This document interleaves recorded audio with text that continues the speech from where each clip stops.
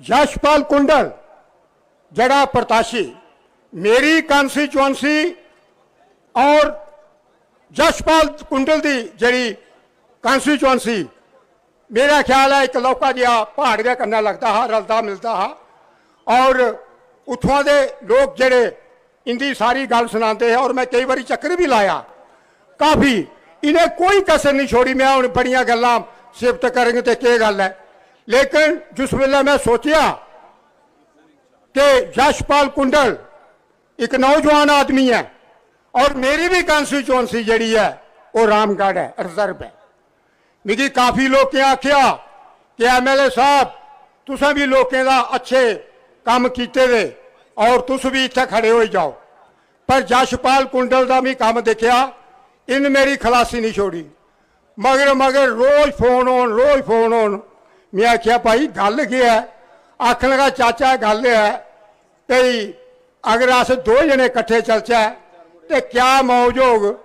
तो मी हिसाब लाया कि ये पहला इं लौका का मंत्री हा, जड़ा MOS होंदा ना वो छोटा होंदा है। तो मैं सोचा कि मेरी उम्र भी तो खासी हो रही है, तो चलो ये जागत नौजवान है तो इसी अगर बनांग ये बनी जाग तो कम से कम होर कख नहीं तो कैबिनेट मंत्री का तो इसी दर्जा मिल गया। अच्छा बस बस बस मैं लगा जनाब खत्म हो गया उनका, बस हूँ कोई गल नहीं। गल है मैं गल होर भी करना चाहता हाँ, लेकिन मेरे हानरेबल जनाब सलंकी साहब इन्हें बड़े जल्दी कुछ जाना है, इस वास्ते गल है कि मैं अपनी बाणी की इत्थे विराम देना। भारत माता की, भारत माता की। यशपाल कुंडल जी, जनाब सलंकी साहब, और यार जोरा दी बोलो, दो हाथ खड़े करो, लास्ट में नारा लाना है। जनाब सलंकी साहब, जनाब सलंकी साहब, जय हिंद जय भारत। धन्यवाद विधायक साहब। हमारे बीच में पहुंचे ऑल इंडिया यूथ कांग्रेस के प्रेसिडेंट श्री उदय भानु चिब साहब का भी बहुत बहुत स्वागत है। हमारे बीच में नेशनल कॉन्फ्रेंस के सीनियर लीडर लाली खान साहब का भी बहुत बहुत स्वागत है। रिटायर्ड DIG साहब लाली खान साहब। हमारे बीच में ST चेयरमैन चौधरी हुसैन अली वफा साहब का बहुत बहुत स्वागत है। अब मैं पूर्व केंद्रीय मंत्री जम्मू कश्मीर के इंचार्ज हमारे बड़े ही जुझारू धाकड़ नेता श्री भरत सिंह सोलंकी साहब से निवेदन करूंगा वे अपने विचार रखें। भरत सिंह सोलंकी साहब, जोरदार तालियों से स्वागत किया जाए।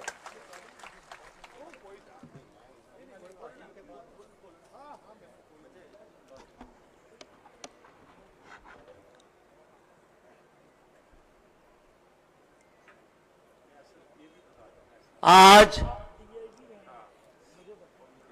हमारे भाई कांग्रेस के उम्मीदवार यशपाल कुंडल जी की मीटिंग में उपस्थित हमारे साथी ऑल इंडिया कांग्रेस के सेक्रेटरी सम्माननीय मनोज भाई, हमारे बीच अभी अभी हमारी ऑल इंडिया कांग्रेस के यूथ कांग्रेस के नए अध्यक्ष चुने गए उदय भानु चिब साहब को आप तालियों के बड़े जोर से उनका स्वागत कीजिए। यहां नेशनल कॉन्फ्रेंस के लाली खान जी हैं, हमारे डिस्ट्रिक्ट कांग्रेस के अध्यक्ष सुशील शर्मा जी हैं, पुष्पराज जी हैं, पंकज जी हैं, हमारे AICC के अधिकारी हैं। मंच पर सभी सम्मानित नेताओं, वफा हुसैन और आप सभी हमारे प्यारे रामगढ़ के कार्यकर्ता भाइयों बहनों को मैं अपना विनम्र नमन करता हूं। देखिए,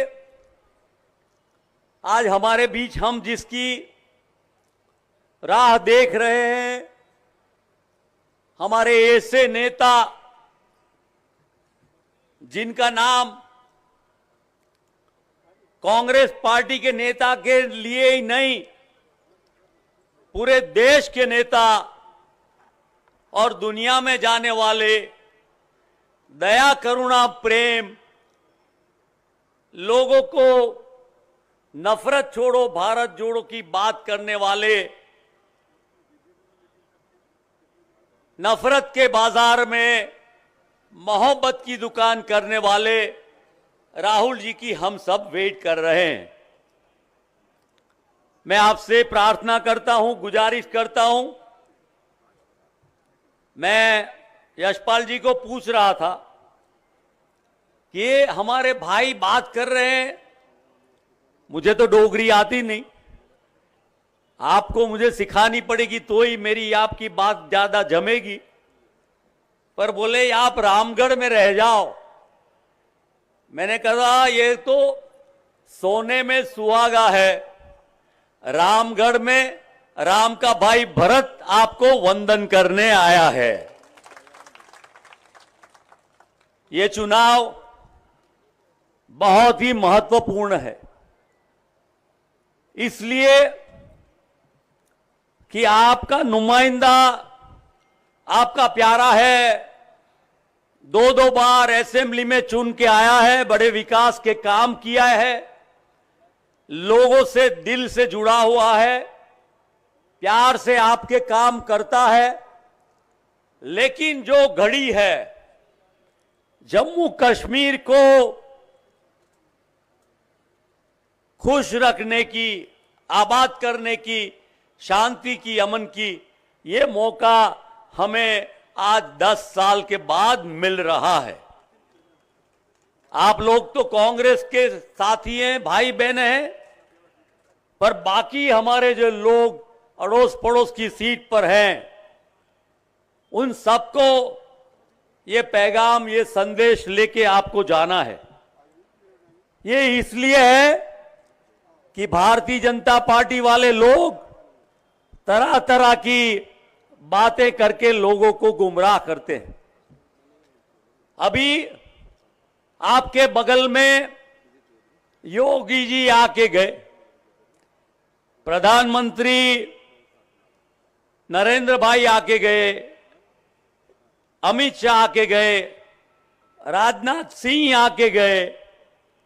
हमें खाली इतना ही पूछना है, आप यहां आए, पार्लियामेंट के चुनाव में भी आए थे, उस बार बहुत सारे वादे आपने किए थे।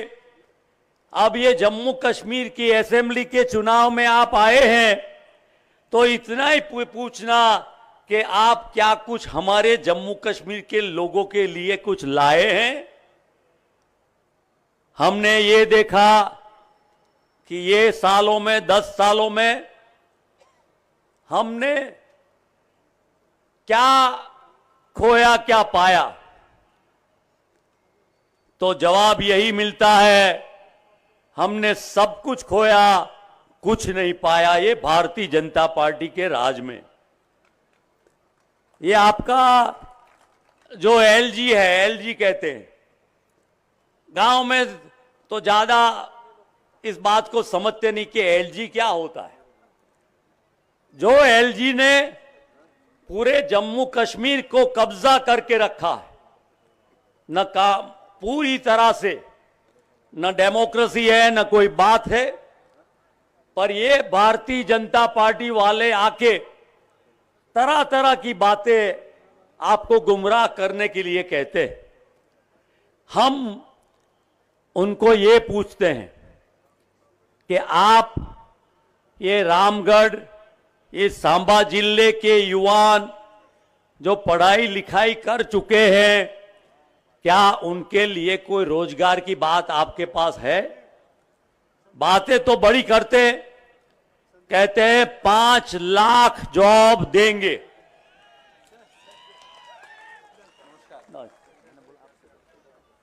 आप इमरान भाई का बड़े जोर से तालियों से स्वागत करें। नहीं नहीं, ये ठीक, और जोर से। अब 5 लाख, पहले 2014 में जब सरकार बनानी थी दिल्ली में तो 2 करोड़ नौकरियों की बात की थी। न 2 करोड़ नौकरियां मिली, ऊपर से जो नौकरियां थी वो भी चली गई। अब 5 लाख नौकरियों की बात करते हैं। आप हिसाब किताब लगाए, अगर सरकार में 5 लाख नई नौकरियां देनी हो तो 15,000 करोड़ रुपया चाहिए। पूरे जम्मू कश्मीर के बजट को इस तरह उलझा सुलझा के रखा है। बहुत सारी ऐसी बातें ये भारतीय जनता पार्टी गुमराह करने के लिए कर रहे हैं, और खास करके जम्मू में गलत बातें गुमराह करने के वादे करके जाते हैं।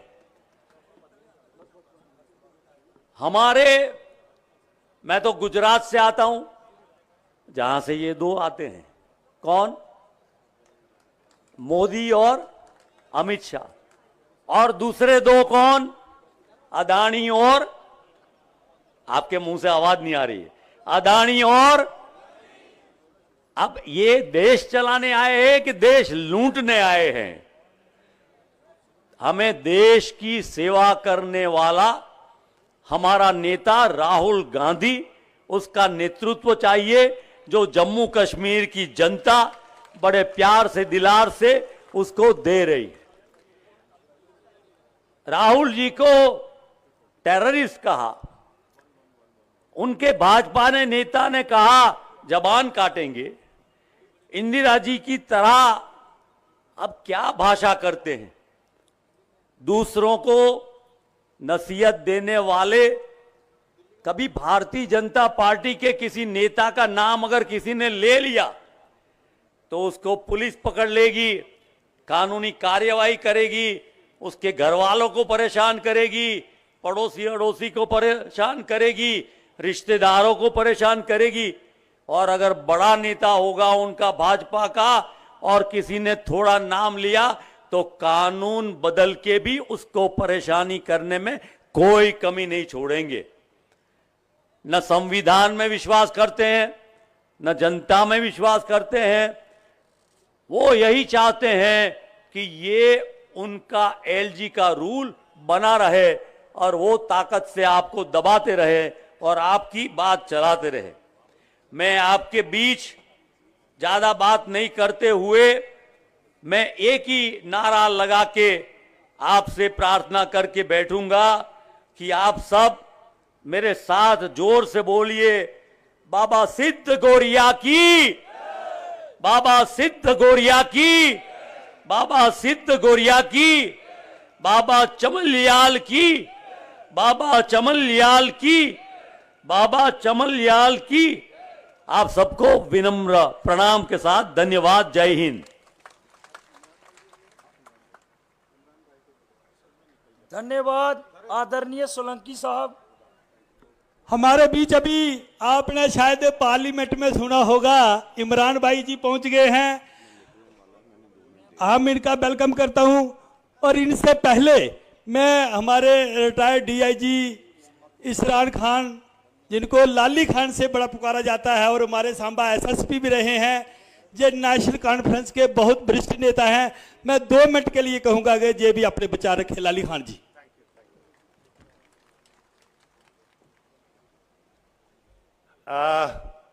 जनाब सोलंकी साहब, एक्स मिनिस्टर और कांग्रेस दे सीनियर लीडर, इमरान साहब भी साढ़े चाहे बड़े एक नोन स्पीकर ने, यानी असी फोटोआं दिखते रहने ताई भी लगता कि तुसें पता।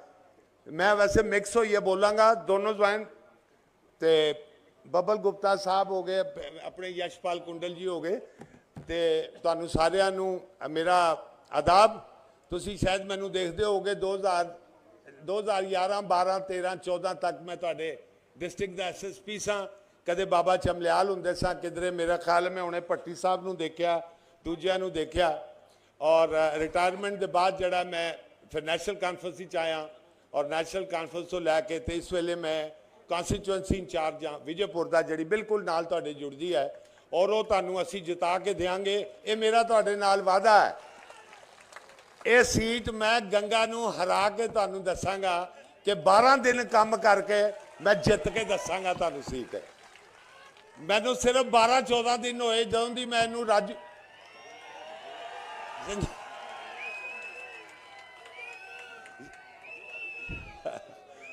ਤੁਹਾਡਾ जोश देख के मैनू भी जोश आ गया ते मैं भी एक नारा मारांगा तो जरा नारा मार दे मेरे नाल। जनाब राहुल गांधी, जनाब राहुल गांधी, प्रियंका गांधी, जनाब डॉक्टर फारूक अब्दुल्ला, जनाब उमर अब्दुल्ला, नेशनल कॉन्फ्रेंस। शाबाश, मजा आ गया तुहाडे नाल। मैं ये तुहानूं बस ये कह रहा तुहाडे, मैं तां ही विचों विचों पंजाबी बोलना पिया। मैं अगे अपने भरा सारे देख रहा, अपने सारे तुहाडे नाल रहा दा मैं। बिल्कुल बिल्कुल मैं तुहाडे रहा और सरदार फैमिलीज देख रहा। मैं देख के तो तुहाडे नाल ही पंजाब वाला, क्योंकि तुहाडा जिहड़ा कल्चर है मैनूं पता है। उपर जाओ तो डोगरी तो थोड़ा जिहा तुहाडे वाली साइड आओ, थोड़ा बॉर्डर वाली साइड आओ तो पंजाबी शुरू, क्योंकि तुसीं पाकिस्तान वाले पंजाब दे नाल जुड़े दे हो। इस वास्ते मैं दोनों जबाना मिल के गल कर रहा। तो बाकी ये कुंडल साहब मेरा भरा है, ये तुसे जिताइए देना है, ये तुसे जिताइए देना है। ये 2 सीटां से, ये 2 सीटां जित्तियां जानियां ने, ये जित्ती जानियां ने। ये याद रखणगे बीजेपी वाले भी कि कित्थों लिया मेरा भरा। ते मैं नाल ये 2 रामगढ़ की सीट और विजयपुर की सीट और सांबे की सीट असीं जित्तिए दसांगे। असीं दसांगे कि बीजेपी दे ਜਿਹੜੇ ਭੈੜੇ ਕੰਮ ਨੇ, ਕਰਤੂਤ ਨੇ, ਉਹਨਾਂ ਪਛੂਤਾ ਕਰਕੇ ਲੋਕੀ ਕਿੰਨੇ ਇਹਨਾਂ ਤੋਂ ਨਾਰਾਜ਼ ਨੇ। ਇਹਨਾਂ ਦੀਆਂ ਛੜੀਆਂ ਫੁਰਤੀਆਂ ਔਰ ਇਹ ਟਾਈਮ ਆਇਆ ਇੰਦੇ ਝੂਠ ਜਿਹੜੇ ਸੁਲੰਕੀ ਸਾਹਿਬ ਨੇ ਵੀ ਤੁਸੀਂ ਕਿਹਾ ਇੰਨੇ ਕਰੋੜ 2 ਕਰੋੜ ਨੌਕਰੀ ਸਾਲ ਦੀ 2 ਕਰੋੜ ਨੌਕਰੀ ਸਾਲ ਦੀ ਤੁਸੀਂ 10 ਸਾਲ ਹੋਈਏ ਇਸ ਲਈ ਤੁਹਾਡੀ 28 ਕਰੋੜ ਦੇ ਬੰਦੇ ਲੱਗ ਜਾਣੇ ਚਾਹੀਦੇ। ਕੁਦਰ ਗਏ ਨੋ, ਕਿੱਧਰ ਗਏ 15 ਲੱਖ ਰੁਪਏ? छड़ा झूठ, छड़ा झूठ। जम्मू वाले दी ते लत्तां पर नहीं उड़ियां। एक नवा टोल प्लाजा आ रहा, नवा टोल प्लाजा भी खड़ा हो रहा बाईपास के उपर, चारों पासों घेर लिया। बिजली के मीटर, स्मार्ट मीटर, GST। साडे बेचारा गरीब जरा 10,000 कमांदा है, 10,000 चो 3,000 रुपया जरा उसका निकल जाता टैक्स, 7,000 रह जाता। 28% GST लगा के नुआड़े हाथ सिर्फ 6,000 रुपया आंदा। कित्थों रोटी खाएगा, कित्थों बिजली का बिल देगा, कित्थों बच्चों की फीस देगा, कित्थों गड्डी डीजल पाएगा? ये टाइम आइया, ये सरकार कड्डी होनी, ये फुर्तियां वाली सरकार है। तुसे मैं चलो जल्दी जल्दी जना मेरे 1 मिनट और हाँ, मैं तुहानूं एक मजे की गल सुना। बीजेपी दी ने फुर्तियां पर जाओ, दिता कुछ नहीं। ये छड़े खाण वाले जो देण की वारी आती है पिछे। चूहे ते कौए, गिलहरी ते कौए की दोस्ती हो गई, गिलहरी ते कौए की दोस्ती हो गई। कौए ने बेचारे ने गिलहरी सद्या ते जनाब धाम दी ते रोटी छुट्टी ते खरोट खरूट ते बदाम बदूम खिलाइए ते गिलहरी का दिल खुश कर दिता। 2 दिन के बाद बोलिया भैने हुण मेरी भी बाड़ी है। तो उन्हें कहा आ जा, फलाने जंगल ही फलाने बूटे के उपर आ जा, वो तेरी जगह आ जा। बस पहुंच गया कौआ बेचारा भुखा प्यासा। गुलारी की करे जिह बीजेपी वाले करते, एक डाली तो छाल मारे तो दूई डाली तो फिड़त मारे तो तीजी डाली तो चौथी डाली। वो कहता भैने ढिड खाली है, ना रोटी खाधी ना कख है, खाण पीण का कुछ नहीं। वो कहती है सारा पीना कुछ नहीं, तू साडी फुर्तियां देख। ते बीजेपी वाली ने छड़ी फुर्तियां ते ये तुसे ख्याल रखना ते तुसे जिताइए भेजना है। तुसा सरदार जी सारी जड़े मैं देख रहा, मैं तुहाडे नाल रहा इत्थे जिन्ने भी केसेस वगैरह मैं नाल घूमिया। 3 साल तुहाडे नाल मैं देते हो, तुहानूं याद होएगा मैं कैसा SSP सा। मैं तां कहना कि साफ सुथरा आदमी है। इस तरह राजू पड़ोत्रा वो भी साफ सुथरा आदमी है।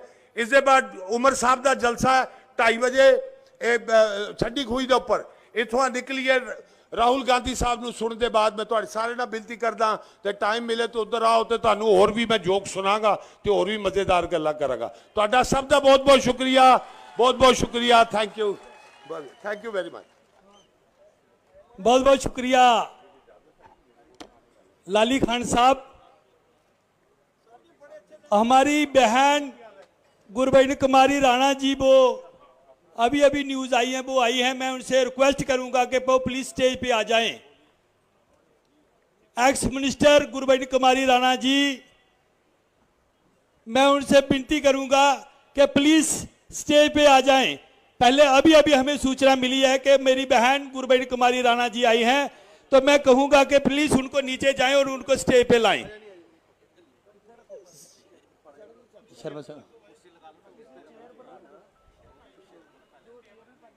मैं एक्स मिनिस्टर मैडम गुरबचन कुमारी राणा से विनती करूंगा कि वो भी स्टेज पे आ जाएं। पहले तो पता नहीं चला, अभी अभी सूचना मिली है कि वो आई है। प्लीज स्टेज पे आ जाएं एक्स मिनिस्टर गुरबचन कुमारी राणा जी।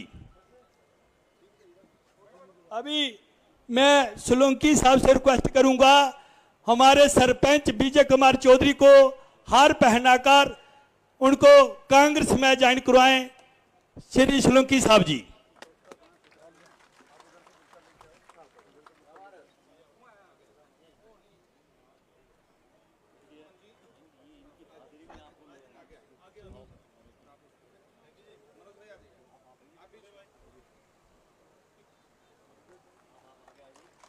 सरपंच विजय चौधरी जी कांग्रेस ज्वाइन करते हुए। India national Congress. मैं सभी सरपंच भाइयों से कहूंगा कि वो भी ऊपर आ जाएं। सभी सरपंच भाई साहब के ऊपर आ जाएं। जे आप तो करो, सभी सरपंच साहब मंच पर आ जाएं।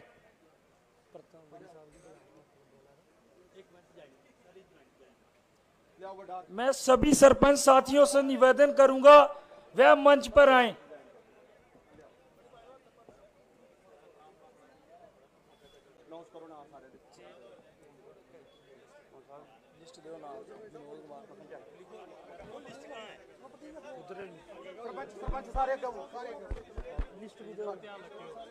बाकी फालतू बंदे थला रहे हो भाई, खाली सरपंच आओ ऊपर। बस ये देखियो भाई, थोड़ा सा नाल खाओ जी। मैं बोल दो तुम ना है।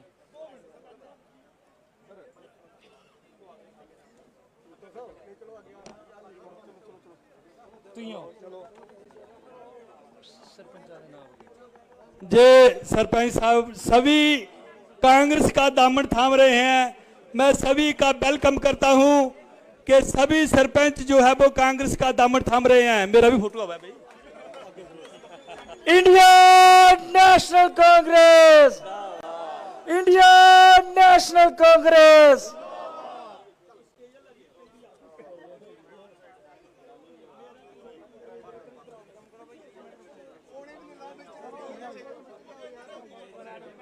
सभी सरपंच साथियों का जोरदार तालियों से स्वागत किया जाए कांग्रेस पार्टी में।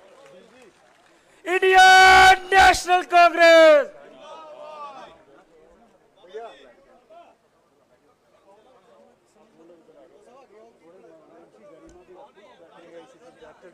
सबका धन्यवाद करो। अभी आपने बोलो सबका धन्यवाद। सभी सरपंच साथियों का बहुत बहुत धन्यवाद। अब मैं हमारे राज्यसभा सांसद, मिनॉरिटी ऑल इंडिया चेयरमैन जनाब इमरान प्रतापगढ़ी साहब से निवेदन करूंगा कि वह मंच पर आकर अपने विचार रखे। जोरदार तालियों से जनाब इमरान साहब का स्वागत किया जाए। तालियां। ये फोन किसका है?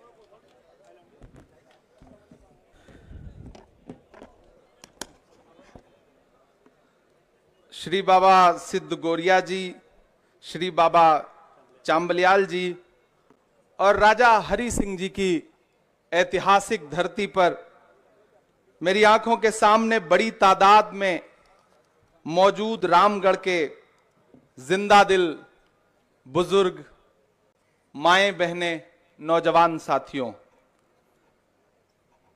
कीमत तो बहुत बढ़ गई शहरों में धान की, कीमत तो बहुत बढ़ गई शहरों में धान की, लेकिन विदा न हो सकी बेटी किसान की। कीमत तो बहुत बढ़ गई शहरों में धान की, लेकिन विदा न हो सकी बेटी किसान की। मौका मिला तो लोगों ने कुर्सी के वास्ते तस्वीर ही बिगाड़ दी हिंदुस्तान की। रामगढ़ वालों, पहली बार आपके बीच में आया हूं।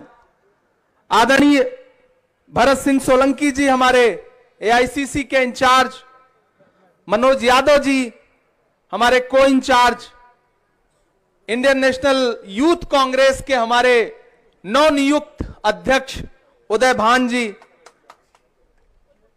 और आपके चहेते प्रत्याशी यशपाल कुंडल जी, मैं आप सबसे अनुरोध करूंगा थोड़ी देर अब मुझे 5 मिनट 7 मिनट जनता से बातचीत करने दें, क्योंकि बहुत दूर से चल के आपके बीच में आया हूं और मेरे लिए भी ये बहुत गर्व की बात है, गौरव की बात है कि मैं आपके बीच में खड़ा हूं, और वो भी चुनावी मौके पे खड़ा हूं। कोई खुशबू न कोई फूल न कोई रौनक, उस पे कांटों की जहालत नहीं देखी जाती। हमने खोली थी इसी बाग में अपनी आंखें, हमसे इस बाग की हालत नहीं देखी जाती। मेरे भाई, ये चुनाव बहुत महत्वपूर्ण चुनाव है।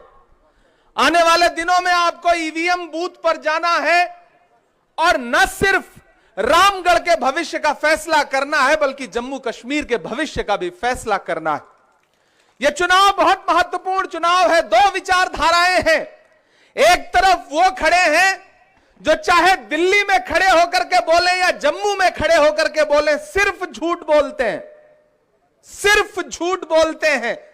और एक तरफ वो विचारधारा खड़ी है जिसकी अगुवाई हमारे नेता राहुल गांधी जी कर रहे हैं, जो इस देश में सच्चाई, प्रेम और मोहब्बत की एक मिसाल बनकर के दुनिया के सामने खड़े हैं, और वो जता रहे हैं कि मैं आम जनमानस का नेता हूं, आम जनता के साथ खड़ा हूं। एक तरफ भाजपा के झूठे वायदे हैं। इस चुनाव में और इस चुनाव से पहले भी मैं देश की राज्यसभा में हूं, देश की पार्लियामेंट में बैठता हूं, वहां बैठकर भी उनका झूठ सुनता हूं और यहां मंचों पर भी उनका झूठ सुनता हूं। तो ऐसा लगता है जैसे हमारे प्रधानमंत्री जी ने, भारतवर्ष में अगर आपको लगता होगा कि फिल्मी दुनिया का सबसे बड़ा कलाकार अमिताभ बच्चन है तो गलत, अगर आपको लगता है कि सबसे बड़े कलाकार दिलीप कुमार साहब हैं तो गलत। इस दुनिया में अगर कोई सबसे बड़ा एक्टर है तो वो हमारे प्रधानमंत्री नरेंद्र मोदी जी हैं। कोई सानी नहीं है उनका झूठ बोलने के मामले में, एक्टिंग करने के मामले में। पिछले दिनों जब रोहित वेमुला, हमारे दलित समाज का एक बेटा, जब उसने सिस्टम से तंग आकर के आत्महत्या कर ली, उसे सिस्टम ने मार दिया, तो प्रधानमंत्री जी एक मंच पर खड़े हुए और भावुक होकर रोने लगे, आंसू निकालने लगे। तो मुझसे एक साहब ने कहा, आप मीडिया के साथी ने, कि इमरान साहब आप तो शायर हैं, नेता बाद में हैं, पहले तो आप शायर हैं, कवि हैं। प्रधानमंत्री जी तो आज बड़ा भावुक हो गए थे, आप क्या टिप्पणी करेंगे?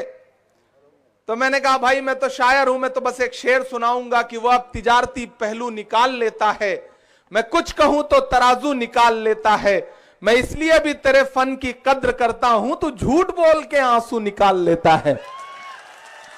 यह हुनर आता है प्रधानमंत्री जी को। जम्मू वालों, आपसे पिछले कुछ वर्षों से निरंतर झूठ बोला गया।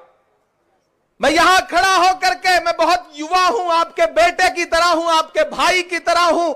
यशपाल कुंडल जी आपके प्रत्याशी हैं, भरत सिंह सोलंकी साहब आपके इंचार्ज हैं। मैं आप सबकी मौजूदगी में खड़ा होकर के एक बात कह रहा हूं कि मेरी आंखों में पिछले 10 साल का भारत है, और उन 10 सालों में मेरी आंखों में दिल्ली के सिंघू बॉर्डर पर बैठे हुए वो किसान हैं जिन्होंने अपनी जान दे दी। 700 से ज्यादा किसान शहीद हो गए और देश की सरकार के पास उनको श्रद्धांजलि देने के लिए 2 मिनट का समय नहीं था। उल्टा किसानों को क्या क्या कहा गया यह आप सबने देखा है।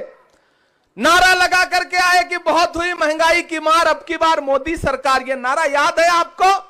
मैं इस नारे की सच्चाई बताता हूं। मुझे याद है 2014 में जब डॉक्टर मनमोहन सिंह साहब इस देश के प्रधानमंत्री हुआ करते थे, कल उनका जन्मदिन गुजरा है, आदरणीय राहुल गांधी जी ने उनके घर जाकर के उनको जन्मदिन की शुभकामनाएं दी। मैं मौजूद था उस समय, इसलिए मैं आपको बता रहा हूं कि उस महान व्यक्ति के शासन 10 साल का जो शासनकाल था उसमें पेट्रोल डीजल 58 रुपए लीटर था। प्रधानमंत्री जी नरेंद्र मोदी जी ने नारा लगाया, बहुत हुई महंगाई की मार, अब की बार मोदी सरकार, और नारा उसकी परिणति क्या रही? 100 रुपए के पास पहुंच गया पेट्रोल डीजल। वो गैस सिलेंडर जो 350-400 रुपए का बिका करता था वो कहां पहुंच गया आपको पता है? 1000 रुपए के पास पहुंच गया। जितने नारे लगाए इस सरकार ने सारे के सारे झूठे थे। और अब मैंने सुना है कि आपके बीच में आकर के जम्मू में यह कहा जा रहा है स्मार्ट मीटर थोपा जा रहा है। आपका बिजली का बिल जो 300, 250, 400 रुपए आता था वो कब 2000, 2500, 3000 पहुंच गया आपको पता ही नहीं चला।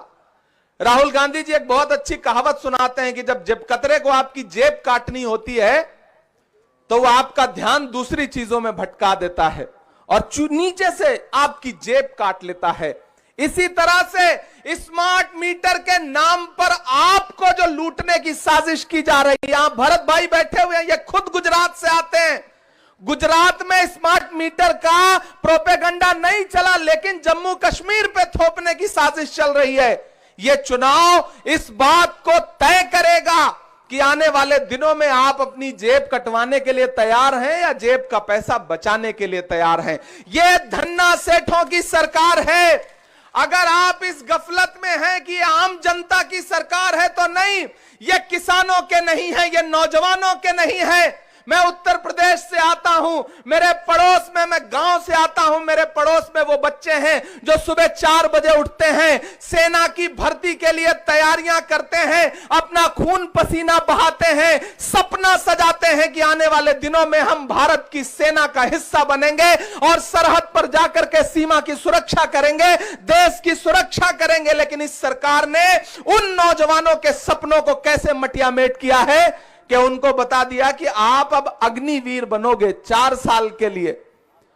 खुद 25-25, 30-30 साल से, 40-40 साल से राजनीति में मंत्री, विधायक, सांसद बन के बैठे हुए लोग अब आपके बेटों से यह अपेक्षा करते हैं कि आपके बेटों को 4 साल की नौकरी मिले, वो अग्निवीर बन जाए।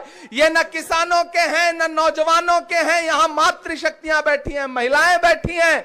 आप सुबह जब रसोई में जाती हैं और चाय बनाने के लिए गैस का बर्नर ऑन करती हैं तो मैं जानता हूं आपके आंसू गिरते हैं। क्यों? क्योंकि वो गैस सिलेंडर जो सस्ता था वो 1000 रुपए के पास पहुंच गया। वो चीनी, वो दूध, वो चाय की पत्ती जो आसानी से आपकी रोजमर्रा की जिंदगी में शामिल थी, उसका हश्र क्या कर दिया।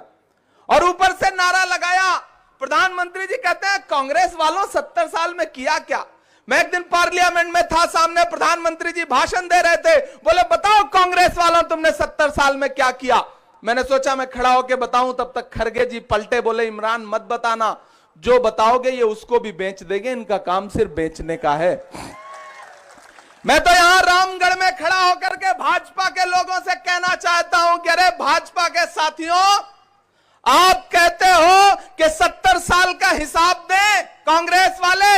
अरे जो सरकार अपना चलाया हुआ 2000 का नोट 7 साल नहीं चला सकी, वो हमसे 70 साल का हिसाब मांगती है। ये झूठे लोग हैं, ये ठगने का काम करते हैं। यशपाल कुंडल जी आपके अपने हैं, आपके घर के हैं और कांग्रेस पार्टी में एक मजबूत हैसियत रखते हैं। हम सारे लोग यहां आज यशपाल जी के लिए आपके सामने अपना दामन फैलाने के लिए आए हैं और ये कहने आए हैं कि यहां पर गठबंधन की सरकार बनने जा रही है। आप यशपाल कुंडल जी के लिए घरों से बाहर निकलिए, हाथ के पंजे के सामने वाला बटन दबाइए, एक एक वोट लेकर के बूथ तक जाइए, इन्हें जिताइए, आप इन्हें विधायक बना करके असेंबली में पहुंचाइए। मैं बहुत छोटा हूं लेकिन मैं आपके सामने वादा करके जाता हूं कि आप इन्हें विधायक बना के पहुंचाइए। अगर ऊपर वाले ने चाहा तो कांग्रेस पार्टी इन्हें आपके बीच में मंत्री बना करके वापस भेजेगी। ये आपको करना पड़ेगा। मैं आपसे अनुरोध करने के लिए, गुजारिश करने के लिए बहुत दूर से आया हूं। देखिए ये जो सरकार है ना, वो आपके बीच में आएगी। आज जब मैं एयरपोर्ट पे उतरा तो मैंने देखा पूरे 1 पेज का विज्ञापन है, प्रचार पे इतना पैसा, इतना पैसा, इतना पैसा, लेकिन आपके बीच में आकर के कहेंगे कि नहीं, हम आम गरीब जनता के नेता हैं। नहीं साहब, ये अंबानी और अडानी के हैं, आपके नहीं है, हमारे नहीं है। मैं तो कवि हूं, मैंने तो कभी 4 पंक्तियां पढ़ी थी कि मोहब्बत भाईचारे के दीवाने दिन ही लौटा दो। अब मुझे लगा कि मैं रामगढ़ में खड़ा हूं, थोड़े से जिंदा दिल लोग बैठे हैं, वरना आप बिल्कुल सुस्त हो गए थे। मुझे ऐसा लग रहा था कि जैसे आप बड़ा गंभीर हो गए, बड़ा संजीदा हो गए। मैं पीछे तक आप सबको शामिल करता हूं। मैं अगले 5-7 मिनट जब तक आपके बीच में रहूंगा, मैं वो बातें कहूंगा, वो मुद्दे कहूंगा जो आपकी भावना से जुड़े हुए मुद्दे हैं। मैं ये पंक्तियां पढ़ता हूं, पूरे देश ने इन पंक्तियों को सुना है। मैं बड़ी विनम्रता के साथ देश की सरकार से, प्रधानमंत्री जी से, भाजपा से यह कहना चाहता हूं कि मोहब्बत भाईचारे के दीवाने दिन ही लौटा दो, वो सस्ती दाल सब्जी के सुहाने दिन ही लौटा दो, वो सस्ती दाल सब्जी के, ताली तो चौथी पंक्ति पे बजनी है आपकी, तैयार रहिएगा। वो सस्ती दाल सब्जी के सुहाने दिन ही लौटा दो, ये अच्छे दिन तो अंबानी अडानी को मुबारक हो। अच्छे दिन देने का वादा किया था ना, मैं बताता हूं, ये अच्छे दिन तो अंबानी अडानी को मुबारक हो। हमें ऐसा करो साहिब पुराने दिन ही लौटा दो, हमें ऐसा करो साहिब पुराने दिन ही लौटा दो। रामगढ़ वालों, दुनिया के किसी भी देश की सरकार हो, वो देने के लिए जानी जाती है, जनता को कुछ ना कुछ देती है। यह पहली सरकार है जिसने जम्मू कश्मीर से उसका स्टेटहुड का दर्जा छीनने का काम किया है। आने वाली सदियों में जब इतिहास लिखा जाएगा तो लोग ये कहेंगे कि भाजपा की सरकार देने वाली सरकार नहीं थी, बल्कि छीनने वाली सरकार थी। हम कांग्रेस के लोग, हम गठबंधन के लोग यहां खड़े होकर के आपसे वादा कर रहे हैं कि आप कांग्रेस पार्टी को जिताइए, गठबंधन को जिताइए, यशपाल जी को जिताइए। आने वाले दिनों में जम्मू कश्मीर से जो उसका गौरव छीना गया है, जो स्वाभिमान को तोड़ने का काम किया गया है, जो आपसे आपका स्टेटहुड का दर्जा छीना गया है, हम उसे वापस आपको सौंपने का काम करेंगे, आपको सम्मान देने का काम करेंगे। यह मैं अनुरोध करने आया हूं आपसे। यह चुनाव बहुत महत्वपूर्ण चुनाव है। यह मत समझिएगा कि यह चुनाव कोई आम सा चुनाव है। पूरे देश की नजरें हैं आप पर, पूरा देश आपकी तरफ देख रहा है, पूरे देश के किसान देख रहे हैं आपकी तरफ कि आप किसानों की शहादत का बदला लेंगे या नहीं लेंगे। पूरे देश का किसान आपकी तरफ नजरें गड़ाए हुए है। अभी भारतीय जनता पार्टी की एक सांसद ने यह कहा है कि कृषि काले कानून फिर से वापस लाए जाएंगे। अगर आप चाहते हो कि वो कृषि काले कानून वापस ना आए तो जम्मू कश्मीर से शुरुआत करिए, आप यहां सरकार बनाइए, क्योंकि हरियाणा में कांग्रेस की सरकार एक तरफा बन रही है। मैं वहां देख करके आ रहा हूं, यहां से जाके फिर वहां कल चुनाव प्रचार में रहूंगा। एक तरफा हरियाणा में कांग्रेस की सरकार बनने जा रही है और यहां भी सरकार बनी तो आने वाले दिनों में आप देखिएगा कि दिल्ली में राहुल गांधी जी को प्रधानमंत्री बनने से कोई ताकत रोक नहीं पाएगी। मेरा अनुरोध है आपसे, एक बहुत छोटा सा किस्सा आपको सुनाता हूं रामगढ़ वालों। महान बादशाह सिकंदर ने जब यूनान फतेह किया, यूनान को जीता, तो जीत का जश्न मनाने के लिए वो शहर की सड़कों पर निकला। उसने देखा कि पूरा शहर जश्न मना रहा है, लेकिन सड़क के किनारे पेड़ के नीचे एक फकीर जो है बेखबर सो रहा है। सिकंदर ने उसकी तरफ देखा, बाकी जनता की तरफ देखा कि जनता तो जश्न मना रही है और ये बेखबर होकर के सो रहा है। सिकंदर को गुस्सा आया। सिकंदर अपने घोड़े से उतरा उतर के उस सोते हुए फकीर के पास गया और उसे एक जोर की लात मारी और लात मार के कहा कि क्यों रे फकीर, मैंने शहर फतेह कर लिया, जीत लिया यूनान को, पूरा शहर जश्न मना रहा है और तू सो रहा है।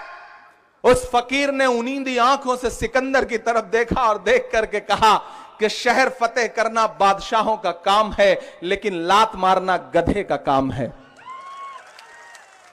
क्या ईश्वर की दुनिया में इंसानों की इतनी कमी हो गई है जो उसने बादशाहत एक लात मारने वाले इंसान के हाथ में सौंप दी? रामगढ़ वालों, लात तो हमको आपको भी पड़ी ना। 2016 में नोटबंदी की लात पड़ी या नहीं पड़ी? महंगाई की लात पड़ी या नहीं पड़ी? पड़ी ना। जीएसटी की लात पड़ी या नहीं पड़ी? कृषि काले कानूनों की लात पड़ी या नहीं पड़ी? पड़ी ना। ये माएं बहनें बैठी हैं, आपने अपने रसोई में आटे के डब्बे में जो 100 के 1000 के नोट छुपा के रखे थे ना घर वालों से, पति से, कि कभी किसी मुसीबत में काम आएंगे। एक दिन रात के 8 बजे नरेंद्र मोदी जी टीवी पर आए और उन्होंने कहा कि आज से सब रद्दी है, और आपके आटे के डब्बे से, आपके आंचल में जो छुपा करके पैसे रखे थे वो सब लिया, बैंक में डलवाया और फिर क्या किया? इस देश के उद्योगपतियों का कर्जा माफ किया, इस देश के गरीबों का कर्जा नहीं माफ किया। मैं महाराष्ट्र से सांसद हूं, किसान आत्महत्या कर रहे हैं, महज कुछ हजार रुपए का कर्ज माफ नहीं होता इसलिए। लेकिन वो भाषण याद है 2013 का, 14 का, कि भाइयों बहनों, मेरे हाथ में देश के खजाने की चाबी सौंप दो, मैं देश नहीं लूटने दूंगा। ये भाषण याद है ना? ये नारा याद है ना? मैं चौकीदार हूं, चौकीदारी करूंगा। अब मैं उस चौकीदार से पूछना चाहता हूं कि कहां सोया है चौकीदार, कहां सोया है चौकीदार? मुझे लगना चाहिए कि मैं जम्मू में खड़ा हूं, मैं रामगढ़ में खड़ा हूं, मैं जिंदा दिल लोगों के बीच में खड़ा हूं, मैं ऊर्जावान लोगों के बीच में खड़ा हूं। आपकी इस रैली पे पूरे देश की नजरें हैं। हो सकता है प्रधानमंत्री जी भी कहीं बैठ करके लाइव देख रहे हो सोशल मीडिया पे। ये काम वो बहुत करते हैं, तो आपकी तालियों का शोर उन तक भी जाना चाहिए कि कहां सोया है चौकीदार, कहां सोया है चौकीदार। अगली लाइन पे तैयार रहना। कहां सोया है चौकीदार, कहां सोया है चौकीदार।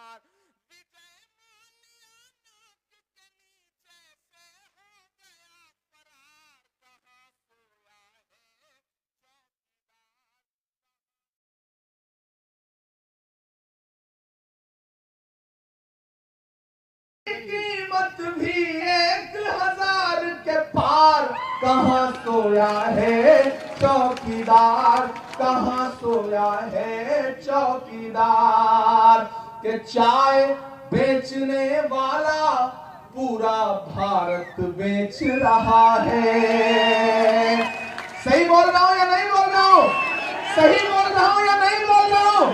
अगर सही बोल रहा हूं तो मेरा समर्थन करना अगली पंक्ति में हाथ उठा करके कि चाय बेचने वाला पूरा भारत बेच रहा है। इसी काम में हासिल उसे महारत बेच रहा है। कि रेल बिक गई, तेल बिक गया, बिका हवाई अड्डा। सच बोल रहा हूं ना मैं? अगली जो पंक्ति आने जा रही है उस पर स्टेज से लेकर के सामने तक कोई भी हाथ खामोश नहीं रहना चाहिए। पहुंचाइए अपनी तालियों का शोर दिल्ली तक। मैं पंक्तियां पढ़ता हूं कि रेल बिक गई, तेल बिक गया, बिका हवाई अड्डा। सब कुछ बिकता देख के खुश हैं अपने जेपी नड्डा। कि जनता महंगाई की मारी करती हाहाकार, कहां सोया है चौकीदार, कहां सोया है चौकीदार। पेट्रोल और डीजल की कीमत रही सैकड़ा मार, कहां सोया है चौकीदार, कहां सोया है चौकीदार। कभी सोचा है सरकारों को यह साहस कहां से आता है? कभी सोचा है मुर्दा लोहे को भी अवतार बनाने वाले, अपने आंसू को भी हथियार बनाने वाले, हमको बेकार समझती है सियासत, लेकिन हम हैं इस सूबे की सरकार बनाने वाले। आप हैं वो लोग, आप हैं वो लोग जो सरकार बनाते हैं। आप लोग हैं जो साहस देते हैं सरकारों को कि क्या करना है क्या नहीं करना है। मेरी आंखों में हाथरस की वो दलित बिटिया है कि जिसके साथ भाजपा के जुड़े लोगों ने बलात्कार किया और उसके बाद रात के 2 बजे उसकी लाश जला दी गई बिना परिवार की मर्जी के। 44 डिग्री तापमान था। राहुल गांधी जी ने और प्रियंका गांधी जी ने कहा कि हम उस दलित परिवार से मिलने के लिए उत्तर प्रदेश के हाथरस जाएंगे। मुझे याद है वो दिन मैं साथ चल रहा था, भरत भाई मैं साथ चल रहा था। 44 डिग्री टेम्परेचर था यमुना एक्सप्रेसवे पर। जब राहुल गांधी जी की गाड़ियां, हम सारे लोग साथ निकले तो नोएडा में हमारी गाड़ियां रोक ली गई और यह कहा गया कि राहुल गांधी आप दलित बिटिया से मिलने नहीं जा सकते, उसके परिवार से मिलने। मैं सैल्यूट करता हूं अपने नेता राहुल गांधी को। राहुल गांधी ने कहा आप हमारी गाड़ियां रोक सकते हो, हमारे पैर नहीं रोक सकते हो। उन्होंने गाड़ियां छोड़ दी और 44 डिग्री टेम्परेचर में चलती हुई दोपहरी में राहुल गांधी पैदल चल पड़े हाथरस की तरफ। हम सारे लोग साथ चल रहे थे। मेरे भाई, एक व्यक्ति है जो इस देश में मुद्दों पर लड़ रहा है। मैं राहुल गांधी के साथ क्यों खड़ा हूं? मैं किसी राजनीतिक परिवार से नहीं आता। मेरे पिता राजनीति में नहीं थे, मेरे दादा राजनीति में नहीं थे। मैं साहित्य से जुड़ा हुआ व्यक्ति हूं, लेकिन मैं राजनीति में इसलिए आया क्योंकि जब मैं पहली बार राहुल गांधी से मिला तो राहुल गांधी जी ने मुझसे एक बात कही थी कि इमरान, राजनीति में मेरा कितना भी नुकसान हो जाए, मैं कभी धर्म के नाम पे, जाति के नाम पे वोट नहीं मांग सकता। मैं यहां खड़ा होकर के आपसे कहना चाहता हूं कि जब आपसे आपका स्टेटहुड छीन लिया गया, जब चारों तरफ पहरे थे, पाबंदियां थी, पूरा देश आपकी तरफ झांकने से इनकार कर रहा था, ऐसे में दिल्ली में एक व्यक्ति उठा और उसने कहा कि हम कन्याकुमारी से कश्मीर जाएंगे, लोगों के जख्मों पर मरहम लगाने के लिए, उनको सीने से लगाने के लिए भारत जोड़ो यात्रा करेंगे। और फिर देश ने देखा कि वो व्यक्ति अपने नन्हे नन्हे कदमों से 4000 किलोमीटर पैदल चलता हुआ आपके आंगन तक पहुंचा या नहीं पहुंचा? मैं चला हूं उनके साथ। मैंने देखे हैं राहुल गांधी के पैर के छाले। जब मैं उनके साथ चलता था तो मीडिया के साथी पूछते थे कि इमरान, आप राहुल गांधी के साथ पैदल चल रहे हैं, आप तो शायर हैं, आप क्या कहेंगे? तब मैं कहता था कि जो हर जालिम से टकराएगी वो आंधी बनाऊंगा, जो हर जालिम से टकराएगी वो आंधी बनाऊंगा। नए अंग्रेज आए हैं, नया गांधी बनाऊंगा। रामगढ़ वालों, एक बहुत मुश्किल वक्त में लोकतंत्र पर खतरा है, संविधान पर खतरा है। वो व्यक्ति संविधान की किताब लेकर के, डॉक्टर बाबा साहब अंबेडकर की लिखी हुई किताब लेकर के 4000 किलोमीटर चलता रहा अपने पैर के छालों की परवाह किए बगैर। किस लिए? हमारे लिए, आपके लिए, आपके सपनों के लिए, आपके परिवार के लिए, आपके बच्चों की नौकरी के लिए। वादा किया था इन्होंने कि नौकरियां देंगे।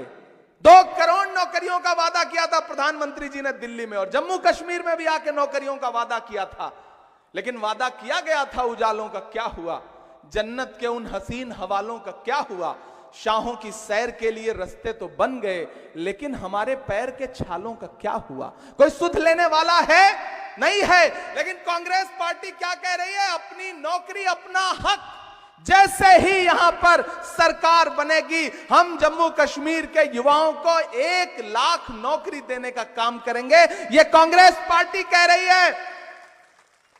उधर एक तरफ प्रधानमंत्री जी के 2 करोड़ नौकरियों के झूठे वादे हैं। अगर 2 करोड़ के हिसाब से जोड़ो और गणित अच्छी हो तो 20 करोड़ नौकरियां तो प्रधानमंत्री जी के कंधे पर उधार हैं या नहीं है? 20 करोड़ नौकरियां उधार हैं। मुझे आज तक देश में ऐसा कोई युवा नहीं मिला जो कहता हो कि नहीं साहब हमें नौकरी दे दी गई, हमारी बेरोजगारी दूर कर दी गई। नहीं, उल्टा क्या कहा? पकौड़े तलिए, पकौड़े तलिए। अब आप बताइए, MBA करके, BBA करके, कंप्यूटर साइंस में पढ़ के लड़का पकौड़े तलेगा? और आप यहां पर हमारे सिख समाज के साथी बैठे हैं। मैं अल्पसंख्यक विभाग का राष्ट्रीय अध्यक्ष हूं कांग्रेस पार्टी का। मैं आपसे मुखातिब होकर कह रहा हूं, आप अपने बाजुओं के दम पे रोजगार करने वाले लोग हैं, आप नौकरियों की बाट नहीं जो होते हैं, आप अपने हुनर से, अपने दम से रोजगार करते हैं, अपने बच्चों के लिए पैसा कमाते हैं, छोटे छोटे रोजगार। लेकिन उसको किस तरह से बर्बाद किया गया? पहले नोटबंदी लगाई गई और उसके बाद जब थोड़ा सा फिर आप संभले तो आपके ऊपर जीएसटी थोप दी गई। जीएसटी का फुल फॉर्म पता है? गब्बर सिंह टैक्स। राहुल जी क्या कहते हैं? यह गब्बर सिंह टैक्स है। तो इस सरकार ने आपको किसी भी मोर्चे पर नहीं छोड़ा है। मैं आपसे अनुरोध कर रहा हूं कि राहुल गांधी जी ने अपना प्रतिनिधि बना करके यशपाल कुंडल जी को आपके बीच में भेजा है और आप देख रहे हैं कि कितना संजीदा है यशपाल जी के लिए पूरी कांग्रेस पार्टी कि आज हम सारे लोग हजारों किलोमीटर का सफर तय करके आपके बीच में अपना दामन फैला के ये कहने आए हैं कि यह चुनाव बहुत महत्वपूर्ण है। यशपाल जी को अपना एक एक वोट दीजिए, घरों से बाहर निकलिए, संविधान बचाने की लड़ाई लड़िए, इस देश में लोकतंत्र बचाने की लड़ाई लड़िए, जम्मू कश्मीर को उसका स्टेटहुड वापस दिलाने की लड़ाई लड़िए, रोजगार की लड़ाई लड़िए, महंगाई कम करने की लड़ाई लड़िए। और यह सब आप तब करेंगे जब आप जम्मू कश्मीर में कांग्रेस गठबंधन की सरकार बनाएंगे। मैं अंत में एक बात कहकर के आपसे विदा लूंगा। मेरे भाई, प्रधानमंत्री जी आएंगे, गृहमंत्री जी आएंगे, बड़े बड़े नेता आएंगे, बड़ी बड़ी बातें करेंगे, लेकिन राहुल गांधी जी आए यहां पर जम्मू कश्मीर में और एक सभा में उन्होंने कह दिया कि आने वाले दिनों में जम्मू कश्मीर में स्मार्ट मीटर नहीं चलेगा तो नहीं चलेगा। उन्होंने कह दिया। उसके बाद से चेहरे पे पसीना है, माथे पे पसीना है। ऐसे ही 400 पार का नारा दिया था, लेकिन राहुल गांधी जी ने कह दिया कि नहीं, हम संविधान को समाप्त नहीं करने देंगे।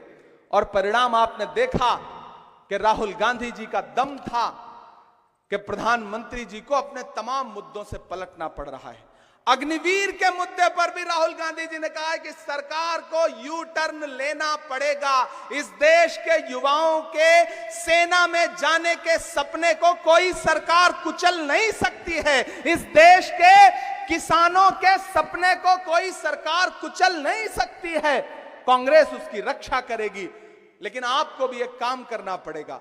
मैंने कहा ना, मैं आप जैसे परिवार से आता हूं, इसलिए मैं आपकी मना स्थिति समझता हूं। एक बात जान लीजिए, आप सुबह जब चाय की दुकान पे बैठते हैं तो सरकार बना भी देते हैं और बिगाड़ भी देते हैं। शाम को जब छोले कुलचे खा रहे होते हैं ना, तो दिल्ली में प्रधानमंत्री बदल देते हैं और यहां पर एलजी चेंज कर देते हैं या मुख्यमंत्री बदल देते हैं। लेकिन जिस दिन वोट देने जाना होता है, आपको लगता है कि यार यशपाल कुंडल तो जीत ही रहे हैं, कौन जाके धूप में लगे, कौन लाइन में लगे, कौन परेशान हो। नहीं, अपने एक एक वोट का महत्व समझिए, अपने एक एक वोट का महत्व समझिए। आपका एक एक वोट किसानों के सम्मान में, इस देश के युवाओं के सम्मान में, नौजवानों के सम्मान में, संविधान के सम्मान में, लोकतंत्र के सम्मान में घरों से निकलना चाहिए, बूथ पर जाना चाहिए और यशपाल कुंडल जी को हाथ के पंजे के सामने वाला बटन दबा करके इन्हें जिताना चाहिए। इनको दिया गया आपका एक एक वोट सिर्फ यशपाल कुंडल को नहीं मिलेगा, मोहब्बत के उस मसीहा को मिलेगा जिसका नाम राहुल गांधी है। आपका दिया गया एक एक वोट सिर्फ इनको नहीं मिलेगा, बल्कि हमारे राष्ट्रीय अध्यक्ष मल्लिकार्जुन खड़गे साहब को मिलेगा। आपका यशपाल कुंडल को दिया गया एक एक वोट डॉक्टर बाबा साहब अंबेडकर के संविधान को बचाने के काम आएगा। यशपाल कुंडल जी को दिया गया आपका एक एक वोट सिंगू बॉर्डर पर शहीद किए गए 700 से ज्यादा किसानों की आत्मा की शांति के लिए होगा। आपका दिया गया एक एक वोट इस देश के उन हजारों लाखों युवाओं के लिए होगा जिनके सपने टूट रहे हैं, जो नौकरियों के लिए परेशान हैं, उनके लिए होगा। मुझे याद आता है, अंत में यह बात सुना के अपना भाषण समाप्त करता हूं, मुझे याद आता है कि एक जंगल में आग लगी थी, बड़े सुधी लोग बैठे हैं, बड़े विद्वान लोग बैठे हैं, जंगल में आग लगी थी, जंगल के सारे जानवर जंगल छोड़ के भाग रहे थे। एक नन्ही सी गौरैया होती है ना, छोटा सा परिंदा, छोटी सी चिड़िया, एक नन्ही सी गौरैया अपने जलते हुए घरौंदे को देख रही थी, उसकी आंखों में आंसू थे। सारे परिंदे, सारे जानवर जंगल छोड़ के भाग रहे थे।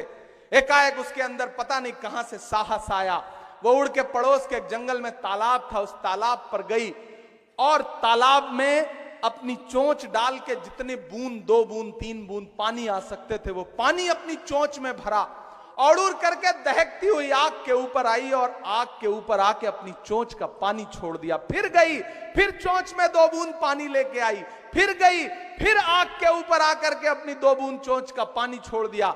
जब ये करते करते वो बहुत थक गई तो पड़ोस के जंगल की एक डाल पर बैठ के सुस्ताने लगी। तो वहां बैठे अजगर ने कहा, क्यों री गौरैया, तुझे क्या लगता है तेरे 2 बूंद पानी से जंगल की इतनी बड़ी आग बुझ जाएगी? तो गौरैया का जवाब सुनना, उस नन्ही सी चिड़िया का जवाब सुनना और उसके जवाब को अपना जवाब बनाना। उस नन्ही सी चिड़िया ने, गौरैया ने कहा, मुझे यह पता है कि मेरे 2 बूंद पानी से जंगल की इतनी बड़ी आग का कुछ नहीं बिगड़ेगा, लेकिन उससे भी बड़ी बात मुझे यह पता है कि आने वाले दिनों में जब जंगल का इतिहास लिखा जाएगा तो मेरा नाम आग लगाने वालों में नहीं बल्कि आग बुझाने वालों में लिखा जाएगा। यह चुनाव बिल्कुल वैसा ही है। आपको अपना नाम इतिहास में जम्मू कश्मीर का स्टेटहुड वापस दिलाने वाली लड़ाई में अपना नाम शामिल करना है। युवाओं के लिए नौकरियों में अपना नाम शामिल करना है। और तो और कांग्रेस पार्टी ने क्या कहा, हम 25 लाख रुपए का हेल्थ बीमा देंगे, 11 किलो चावल देंगे गरीब परिवार को। और सबसे अच्छा ऑफर तो मेरी माओ बहनों आपके लिए, 3000 रुपए डायरेक्ट आपके अकाउंट में। इससे अच्छा क्या हो सकता है? और यशपाल जी के सामने, मुझसे बड़े हैं उम्र में, मैं आपसे एक वादा करके जा रहा हूं, इन्हें विधायक बना करके असेंबली पहुंचाइए। ये स्टेट की असेंबली में खड़े होकर के आपके मुद्दे पर लड़ेंगे। और मैं आपसे वादा करता हूं कि आपके जो मुद्दे हैं, मैं यशपाल जी से बात करूंगा और आने वाले दिनों में जरूरत पड़ी तो देश की पार्लियामेंट में खड़े होकर के आपके मुद्दे, आपके इलाके का नाम लेकर के उठाऊंगा। ये मैं आपसे वादा कर रहा हूं, आपको भरोसा दिला रहा हूं। तो उठाइए अपना एक एक हाथ, जहां तक लोग बैठे हैं पीछे तक कोई भी हाथ खामोश नहीं रहना चाहिए। आने वाले दिनों में घरों से बाहर निकलिए, यशपाल जी के लिए अपना एक एक वोट दे करके आइए, इनको दीजिए वोट, राहुल गांधी को जिताइए, उनको मजबूती दीजिए, कांग्रेस पार्टी को मजबूती दीजिए। आने वाले दिनों में आप इन्हें जिता के असेंबली पहुंचाइए। हम आपसे वादा करते हैं कि एक बार पुनः आपका धन्यवाद अदा करने आएंगे।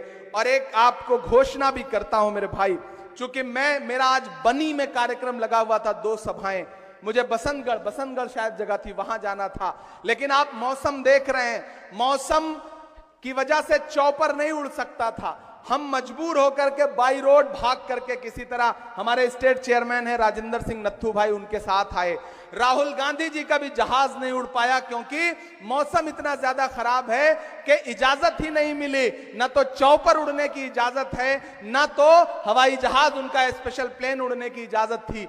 लेकिन मैं राहुल गांधी का सिपाही बनके, मुझे राहुल जी ने कहा कि जाओ और रामगढ़ के लोगों से मेरी तरफ से सॉरी भी कहना कि मैं पहुंच नहीं सका, मैं वोट मांगने के लिए नहीं पहुंच पाया हूं, लेकिन यशपाल कुंडल को जिताएंगे तो मैं लोगों का धन्यवाद अदा करने के लिए जरूर पहुंचूंगा। आज मौसम ने रोक लिया है, आने वाले दिनों में मौसम भी बदल जाएगा, माहौल भी बदल जाएगा, सरकार भी बदल जाएगी। तो राहुल गांधी जी बारिश की वजह से नहीं आ पाए हैं क्योंकि मौसम बहुत खराब है, तो हम उसके लिए क्षमा प्रार्थी हैं। लेकिन मैं उनका दूत बनके, उनका सिपाही बनके आपके बीच में आया हूं और आपको भरोसा दिलाता हूं कि आप यहां सरकार बनाइए। आने वाले दिनों में कांग्रेस पार्टी के सारे वायदे पूरे होंगे। बहुत बहुत धन्यवाद। भाई सभी के लिए लंच खजूरिया पैलेस में रखा है, कोई खाना भी खाते बिना ना जाए, खजूरिया पैलेस में लंच का पूरा बंदोबस्त किया गया है। आप